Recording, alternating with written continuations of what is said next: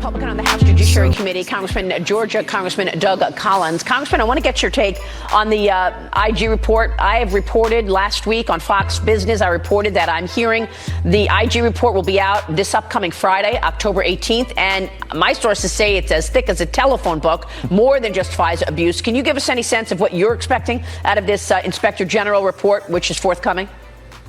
Well, we're expecting it to show exactly what we've been concerned about for a long time, that there was issues at the Department of Justice, especially dealing with the FISA court. And you know, Maria, how I actually know this? I start looking at the ones that should be the most concerned, because one of the things I didn't mention a few minutes ago is the Democrats wanted nothing to do with any investigation into the real issues of collusion and corruption that was part of the 2016 campaign, which was the Democratic National Committee and Glenn Simpson and Fusion GPS and all these parties that came together to try and deny Donald Trump from becoming president. And they never wanted any part of that, and they're not wanting any part now. And you see it when you see Brennan and you see McCabe and you see some of these really ramping up the I'm innocent phase of their life when they go on TV and talk about this is not really happening. But the best one is when Mr. Comey, the one who has the trouble with the truth, who has a Superman syndrome, is out there saying, oh, I wish that this would just go away. But then he reveals himself and he says, all I want to do is get rid of this president. This report is going to show what happened in that time frame, and I believe from what we're seeing from their reaction, it's not going to be very good. My only question is, will the Democrats have an integrity bone in their body to actually, Jerry Nadler, to call Mr. Horowitz to our committee to have to answer about this report? Yeah, last weekend on this program, we had George Papadopoulos on the program, and we have been following this, obviously, for the last couple of years, and we've put together this timeline of really what looks like entrapment of Papadopoulos, given the fact that he got all of this outreach from these internationalist, quote unquote, ambassadors and people who invited him to conferences like Stephen Halper or Alexander Downer from Australia or Joseph Mifsud. Now, on the Joseph Mifsud situation, this was the individual who dropped the news on George Papadopoulos that Russia had Hillary Clinton's emails. And he said, and another of these internationalists said to him, well, this is great news for you and Donald Trump that you've got these emails. And he said, I would never do that. That's treason. And that transcript, that conversation was transcribed because he was an informant, the guy who said that to him, and that was not given to the FISA court. So many people have come onto this program, Trey Gowdy included, John Ratcliffe, to say that that was exculpatory evidence that was not given to the FISA court. Is that something that you are going to be looking for in this upcoming report on Friday? That's the first of many things. I think what we've got to understand here is you have a court that meets in secret, that is integral, that they have a position in which they receive all the information, especially when you're dealing with American citizens. And if there is being withheld exculpatory material, then it just goes to the position that I've said all along, that the corrupt cabal of McCabe and Comey and Strzok and Page and all these folks have really had a mindset of, they came off of an email investigation with Hillary Clinton, went right into, let's see if we can investigate this president because we don't like who this president may be. And at that time, he was still a candidate.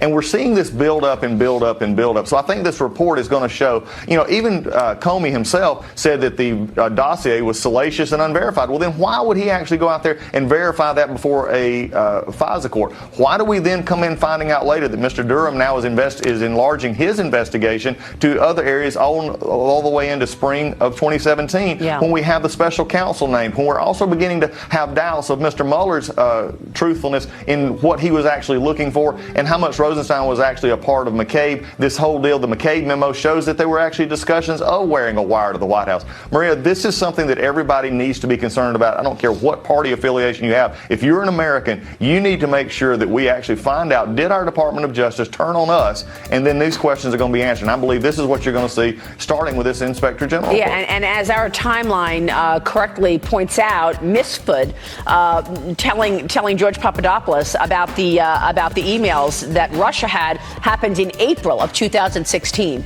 That was way before the FBI said that they started an investigation. That was March and April in 2016 was when he first got that information. Also, this $10,000 in cash that was dropped in his lap from another informant. They said, oh, we want to do business with you. Here's $10,000 in cash. Again, They were using, I mean, if it comes to light in this IG report and in Bill Barr's investigation and John Durham's investigation, they were actually using the tools that this country uses on terrorists. That's, informants, wiretapping. These are the tools that this country uses on terrorists, and they were using it to try to entrap Donald Trump's campaign, if this is true. And this is what everything we've learned so far leads me to believe. Well, unlike the Democrats, I actually believe that let's let the facts come out. And I think what we're seeing here is, let's remember, Maria, everything you just talked about, let's set a time frame here. That was under the Obama-Biden administration. That was under the previous administration. When the collusion and the work from Russian, operatives, when we had this dossier coming out, which was paid for by the DNC, this was under the watch of President Obama. I'm sort of tired of being lectured by the former president about how he was in charge and how they would never have done this on a world stage, but yet it was under his watch that this was the election interference from Russia actually happened. Let's just put this all in perspective.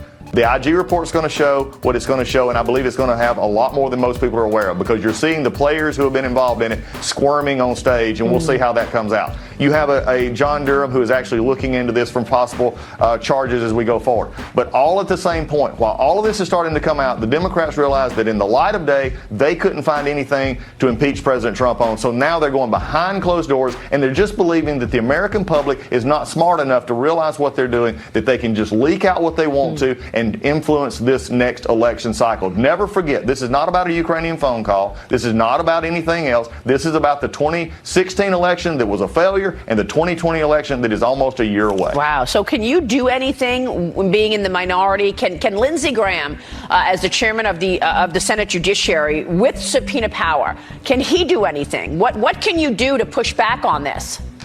Well, number one, like I said, it's amazing to me that my chairman would like to have just, very partisan hearings that go nowhere and simply are for show in the House Judiciary Committee. But Lindsey Graham is the chairman of the Senate Judiciary Committee, and he's already said that he will have Mr. Horowitz there. I can't wait to see this report come out, to see this. Now, remember, this is not going to be a report like the Mueller report. It's going to be, there's a lot of probably classified information, but there's a lot of public information, because we're dealing with a very intelligence community and very secretive issues that we have to do that are for our national security. So I think everybody just needs to be aware, sit back, let the facts come. Unlike the Democrats who want to change the facts, let the facts come to us. And by the way, you're not getting anything done in the meantime, right? Anything else done? No. I mean, we've talked about a prescription drug plan. We've talked about gun legislation. We've talked about, obviously, USMCA. Is that ever going to come to the floor, do you think?